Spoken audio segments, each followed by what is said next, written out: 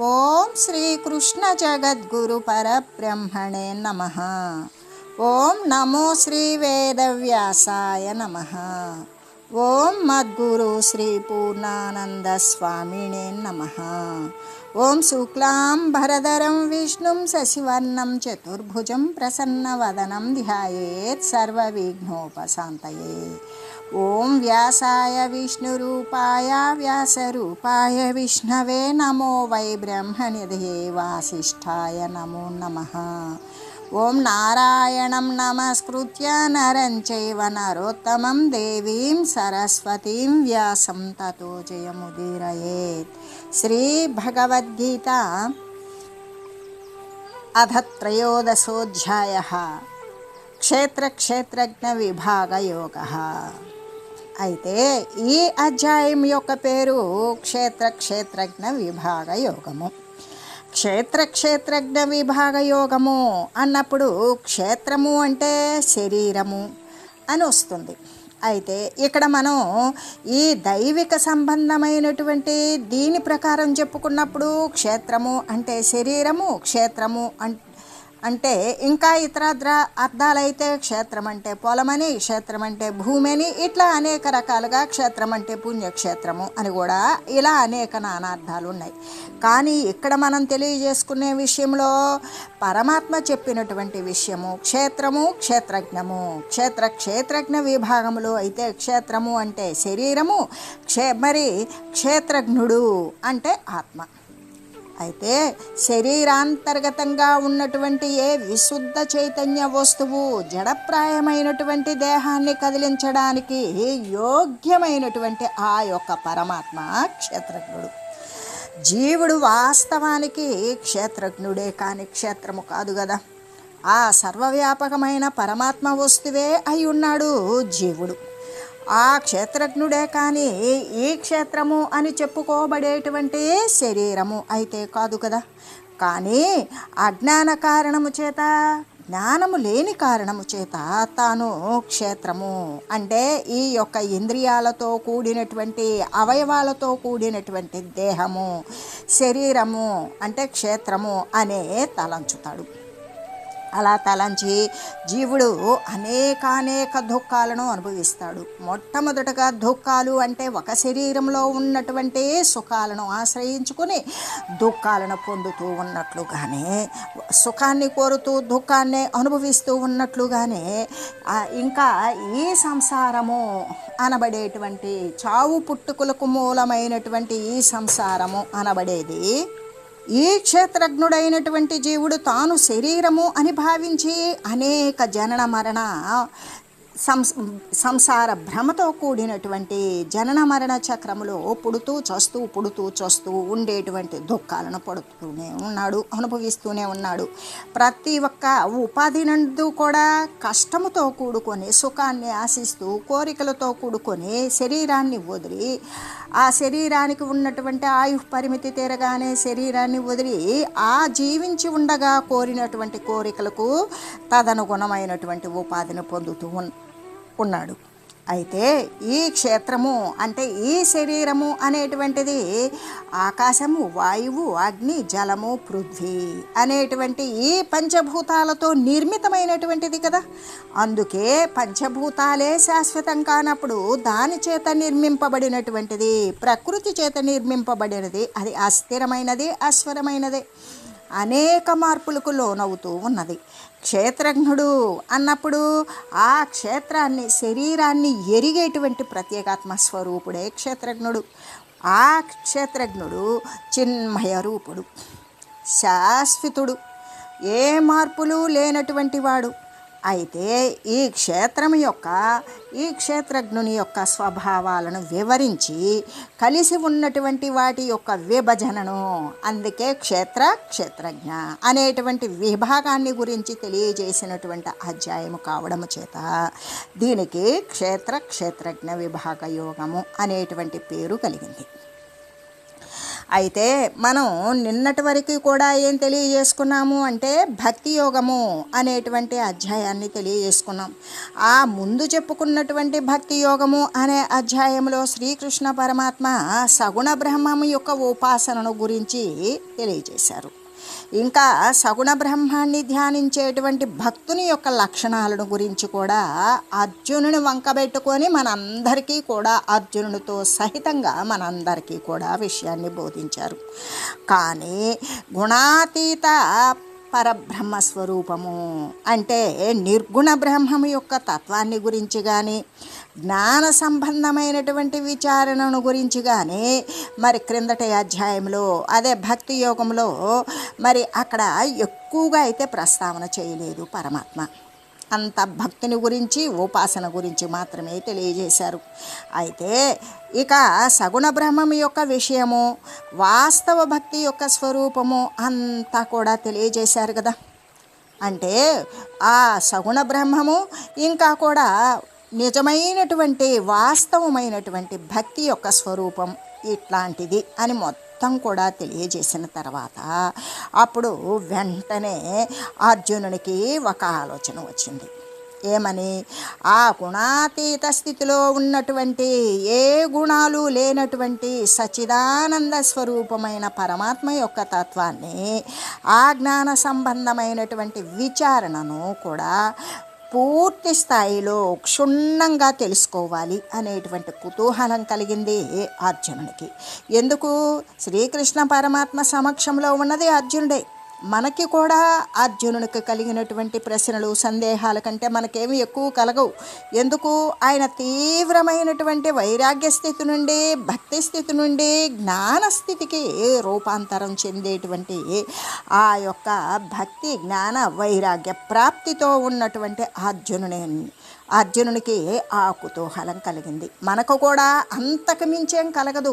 ఎవ్వరికి ఉన్నా ఈ ప్రాపంచక సంబంధమైనటువంటి అస్థిర వస్తువుల పట్ల కలిగిన విరక్తే పరమ భక్తి తత్వంతో కూడుకొని ఆ విరక్తిని ఆసరా చేసుకొని జ్ఞానాన్ని సముపార్జించుకొని దాని ద్వారా పరబ్రహ్మతత్వాన్ని పొందడానికి అవకాశం ఉంటుంది కదా. అప్పుడు అందుకే ఆ జ్ఞాన సంబంధమైనటువంటి విచారణను క్షుణ్ణంగా తెలుసుకోవాలి అని అర్జునునికి కలిగింది.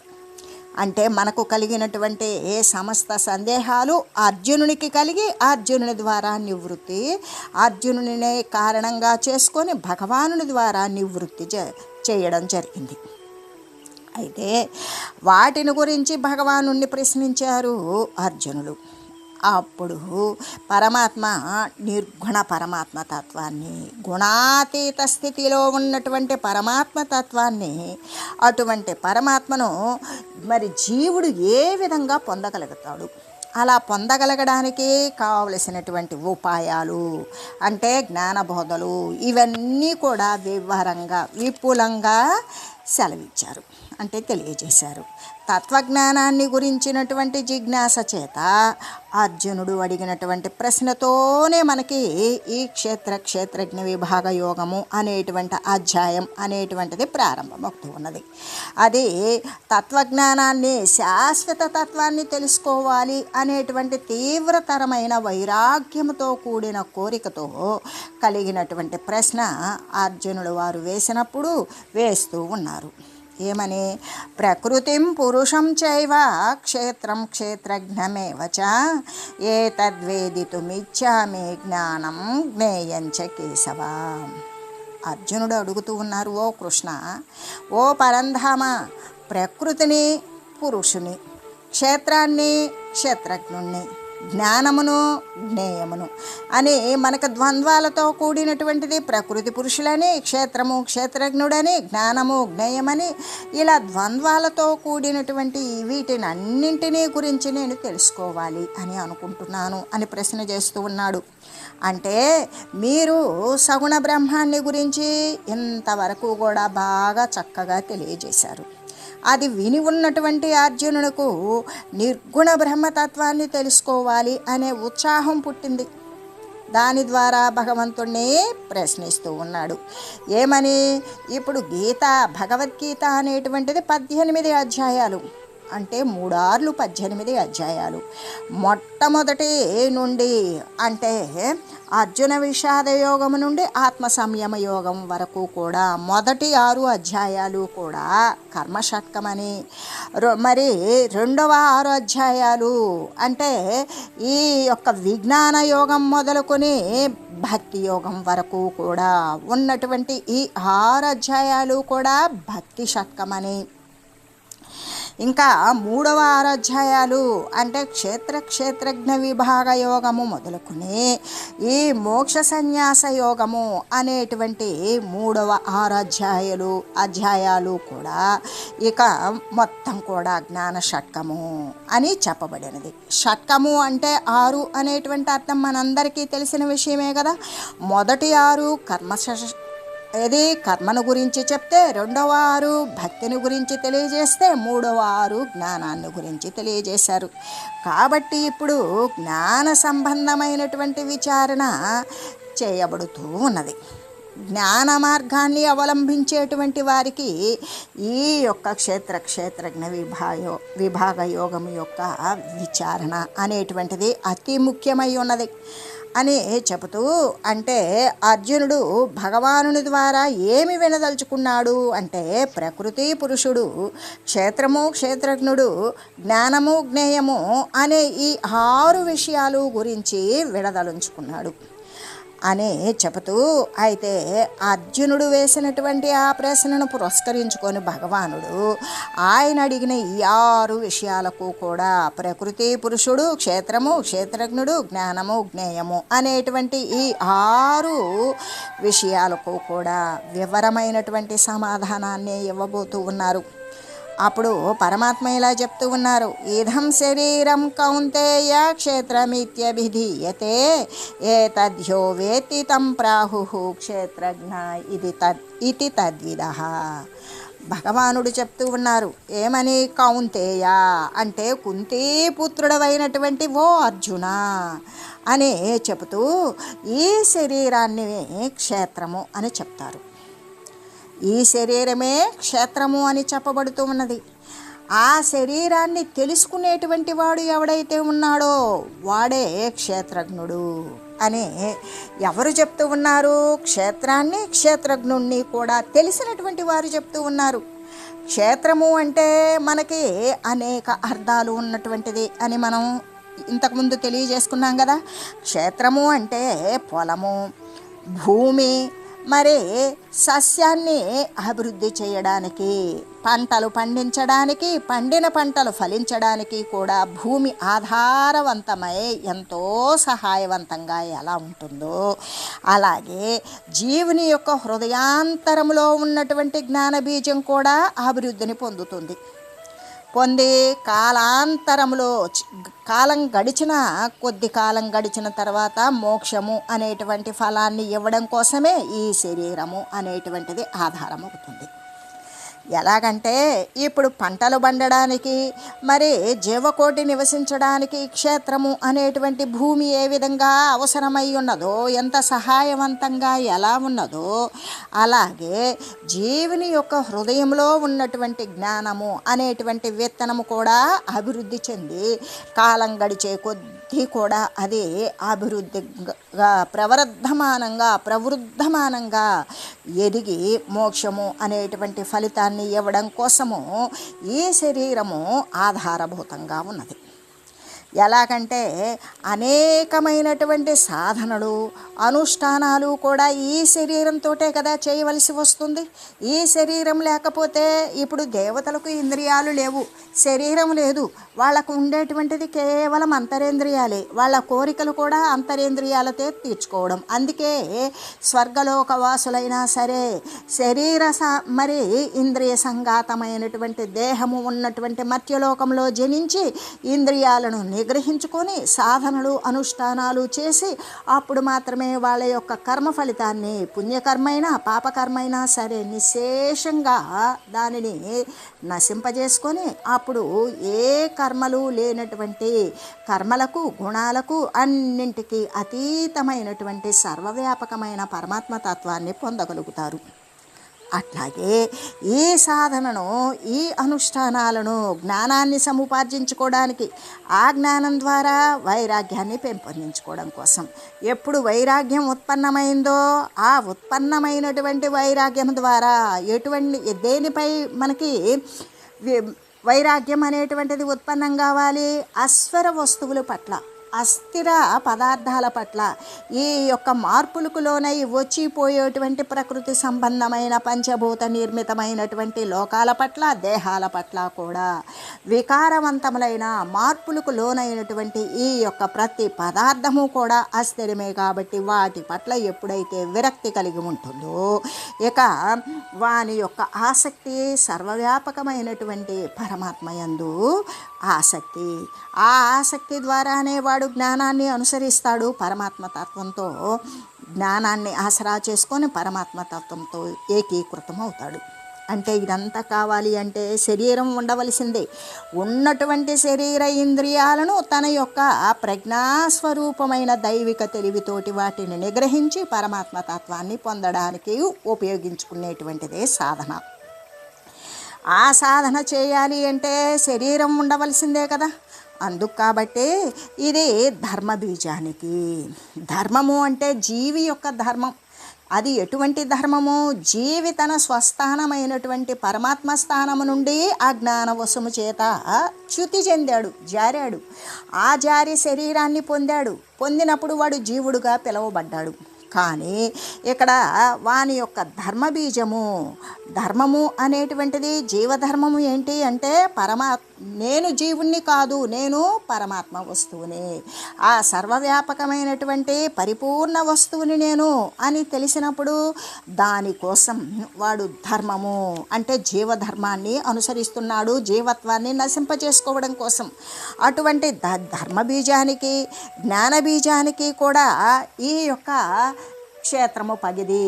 అంటే విత్తనాలు వెయ్యాలి అంటే భూమి ఏ విధంగా సహాయభూతంగా ఉంటుందో అలాగే ఈ యొక్క ధర్మము అనేటువంటి విత్తనాన్ని నాటడానికి, జ్ఞానము అనేటువంటి విత్తనాన్ని నాటడానికి ఈ శరీరము కూడా శరీరము లాగానే వర్తిస్తూ ఉన్నది ఈ క్షేత్రము అనబడేటువంటి శరీరము.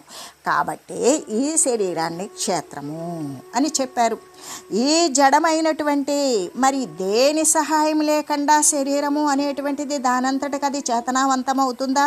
లేదు. ఎందుకు?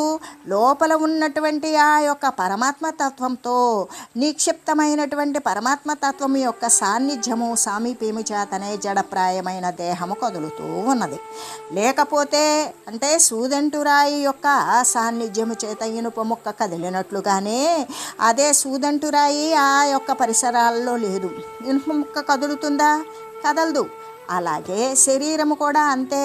ఆ విశుద్ధ నిర్గుణ పరబ్రహ్మస్వరూపము సర్వత్రా సర్వవ్యాపకమై సూది మొనమోపను సందు లేకుండా సర్వత్రా నిండి నిబిడీకృతమై ఉన్నప్పుడు ఈ జడప్రాయమైనటువంటి దేహము అనేటువంటిది అది కూడా పరమాత్మ వస్తువే అయింది. కాబట్టి దాని యొక్క సామీప్యము చేత, ఆ పరమాత్మ వస్తువు యొక్క సాన్నిధ్యము చేతనే శరీరము అనేటువంటిది కదులుతూ ఉంటుంది. అయితే ఈ జడమైనటువంటి శరీరాన్ని చైతన్యవంతమైనటువంటి ఒక శక్తి తెలుసుకుంటుంది. అదే ఏంటది? ఏ తద్యో వ్యక్తి అంటే ఆ ప్రజ్ఞారూపమైనటువంటి వస్తువునే కదా క్షేత్రజ్ఞుడు అంటారు. ప్రజ్ఞ అంటే దైవికమైనటువంటి తెలివి, దైవికమైనటువంటి చైతన్య సత్తా. ఆ వస్తువు చేతనే మరి ఈ జడప్రాయమైన శరీరాన్ని చైతన్యవంతంగా తెలుసుకునేటువంటి శక్తి ఆ ప్రజ్ఞారూపమైనటువంటి వస్తువే ఉన్నది. ఆ వస్తువుని ప్రజ్ఞారూపమైనటువంటి వస్తువు అని మనం చెప్పుకున్నామే, ఆ వస్తువునే క్షేత్రజ్ఞుడు అని చెప్తారు. అయితే క్షేత్రమైనటువంటి శరీరాన్ని తెలుసుకునేటువంటి వాడే కదా క్షేత్రజ్ఞుడు. ఇప్పుడు మన శరీరాలు ఉన్నాయి, మనం తెలుసుకుంటున్నాం, వింటున్నాం, సర్వేంద్రియాల ద్వారా విషయాలను గ్రహిస్తున్నాం, అనేకం చేస్తున్నాం. లోపల ఉన్నటువంటి చైతన్యం, కదిలించేటువంటి చైతన్యం ప్రక్కకు తప్పుకుంటే శరీరం అన్ని ఇంద్రియాలతో కూడి ఉంటుంది, కానీ వినలేదు, తినలేదు, కనలేదు, ఇక అసలు కదలలేదు, ఏమీ చేయలేదు. అప్పుడు లోపల ఉన్నటువంటి ఆధారము, ఆశ్రయ వస్తువు ఏమై ఉన్నది అంటే క్షేత్రజ్ఞుడే అయి ఉన్నాడు. క్షేత్రాన్ని గురించి తెలుసుకునేటువంటి వాడు అతడే కదా ప్రత్యేకాత్మ. అంటే ఈ యొక్క దేహేంద్రియాది సంఘాతానికి అంతకు కూడా ఆయనే సాక్షి. ఆయనకు ఏ మార్పులు ఉండవు.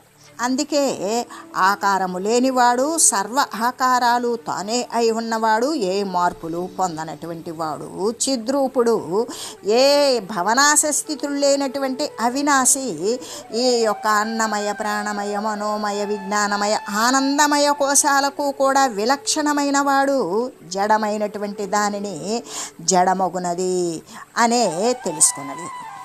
మరి అటువంటి వాడు జడమైనటువంటిదే, జడమైన దానిని శరీరాన్ని గురించి తెలుసుకుంటుందా? తెలుసుకోలేదు. ఇప్పుడు మనం శ్వాసిస్తున్నాం, శ్వాసించేటువంటిది ఏంటి? చైతన్య సత్తా ద్వారానే శ్వాస అనేటువంటిది జరుగుతుంది. శ్వాస వచ్చి శ్వాస నడకను గుర్తిస్తుందా? లేదు. లోపల కదలనటువంటి చైతన్య వస్తువు, సర్వాన్ని కదిలించేటువంటి చైతన్య వస్తువు ఏదైతే ఉన్నదో దాని ద్వారా శ్వాస నడకను మనం గమనిస్తున్నాం, గుర్తిస్తున్నాం. అలాగే కదలనటువంటి వస్తువు శ్వాస ఏ విధంగా శ్వాసను గుర్తించలేదో, అలాగే జడమైనటువంటి వస్తువు, కదలనటువంటి వస్తువు కదలని దానిని ఎలా తెలుసుకుంటుంది? ఇది శరీరము అని చెప్పేటువంటిది లోపల ఉన్నటువంటి క్షేత్రజ్ఞుడు ఇది క్షేత్రము అని చెప్తూ ఉంది.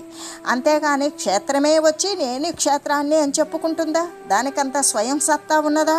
లేదు కదా. అంటే లోపల సర్వవ్యాపకమై ఉన్నటువంటి ఏ ప్రజ్ఞ అయితే ఉన్నదో ఆ ప్రజ్ఞయే కదా క్షేత్రాన్ని గురించి కానీ ఇంకా ఇతర దాన్ని గురించి కానీ తెలుసుకోగలిగినది. ఆ ప్రజ్ఞయే కదా క్షేత్రజ్ఞుడు. అందుకే వేత్తి అని చెప్పింది. ఏతద్యో వేత్తి అంటే ఎరిగేటువంటి వాడు, తెలుసుకుంటూ ఉన్నటువంటి వాడు అని చెప్పడం చేత క్షేత్రజ్ఞుడు ప్రజ్ఞావంతుడని, జడస్వరూపుడు ఎప్పటికీ కాడని, జడస్వరూపమైనటువంటి దానికి విలక్షణంగా ఉండి జడమైన దానిని కూడా కదిలించగలిగినటువంటి ఆ చైతన్య సత్తా ప్రజ్ఞావంతుడు అని కదా మనకి స్పష్టమవుతూ ఉన్నది. ఎందుకు అంటే ఇప్పుడు మనం ఇంకో విషయాన్ని తెలియజేసుకుందాం. పొలాన్ని చూస్తూ ఉంటాడు పొలం గల్లవాడు. అయితే పొలము వాడు ఒకటే అవుతాడా? కాదు. పొలం చూసేటువంటి వాడు పొలం కంటే కూడా వేరుగా ఉంటాడు కదా. అలాగే శరీరము నేను అని అనుకుంటున్నాం. కాదు, శరీరానికి అంటే ఉపాధికి వేరుగా క్షేత్రజ్ఞుడు అనేటువంటి వాడు ఒకడు ఉన్నాడు.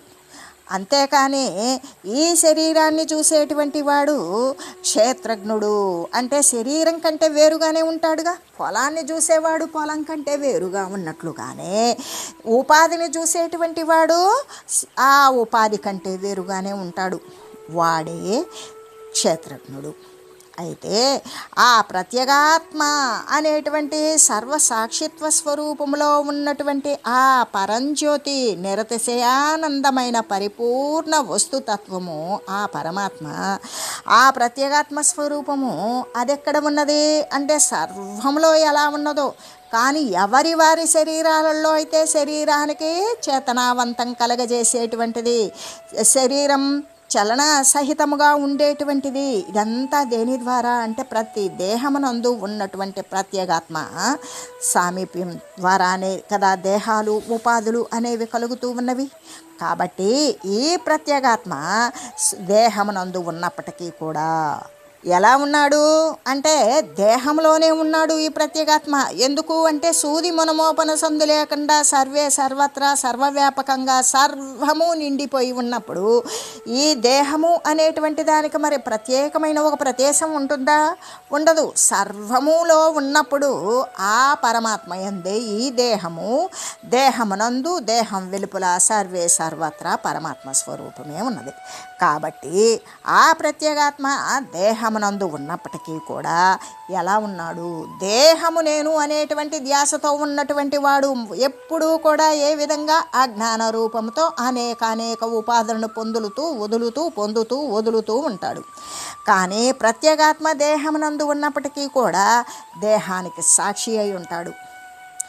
దేహము చేసేటువంటి క్రియలకు ఏమాత్రము కూడా అంటకుండా ఆసక్తి లేకుండా సాక్షి మాత్ర స్వరూపుడై ఉంటాడు. ఎలాగంటే ఇప్పుడు ఆకాశంలో ఉన్నటువంటి సూర్యుడు సర్వ ప్రాణికోట్లకు వెలుగును సమంగా ప్రసాదిస్తూ ఉన్న వారు చేసేటువంటి కోట్ల రకాల క్రియలకు ఆయన ఏమాత్రము ఆదేశ నిర్దేశాలు కానీ ఎటువంటి విషయము కూడా లేకుండా సాక్షీభూతంగా ఎలా ఉన్నాడో అలాగే దేహమునందు ఉన్నటువంటి ప్రత్యేగాత్మ దేహానికి సాక్షి అయి ఉంటాడు. జాగ్రత్తలో ఉన్నాడు, స్వప్నంలో ఉన్నాడు, సుషుప్తిలో కూడా ఉన్నాడు. మెలకుతో ఉన్నప్పుడు ఉన్నాడు ప్రత్యేగాత్మ దేహమునందు, స్వప్నాన్ని అనుభవించేటప్పుడు ఉన్నాడు ప్రత్యేగాత్మ స్వరూపుడు. అలాగే గాఢ నిద్రయందు కూడా ప్రత్యేగాత్మ స్వరూపుడైనటువంటి పరమాత్మ ఉన్నాడు.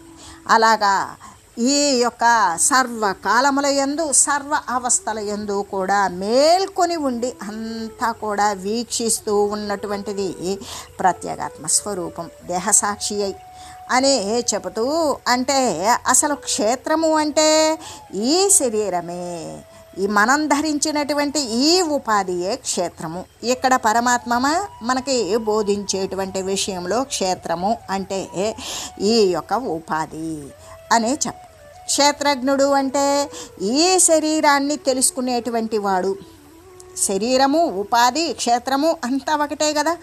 ఈ యొక్క ఉపాధిని తెలుసుకునేటువంటి వాడు క్షేత్రజ్ఞుడు.